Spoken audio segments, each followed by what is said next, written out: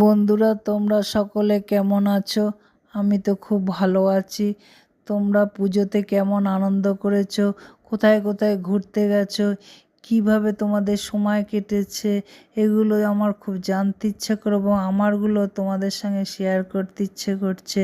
কারণ আমি পুজোতে খুব আনন্দ করেছি, বিভিন্ন জায়গায় ঘুরেছি, তার সঙ্গে সঙ্গে ভালো ভালো রেস্টুরেন্টে খাবারও খেয়েছি। তোমরা কোথায় কোথায় গিয়ে কিভাবে আনন্দ করেছো তোমরা আমাদের সঙ্গে সবার সঙ্গে শেয়ার করো। কারণ এই যে এক এক এই অনুভূতিগুলো 8 থেকে 80 সকলেরই পুজোর সময় এক আনন্দর মুহূর্ত চলে আসে।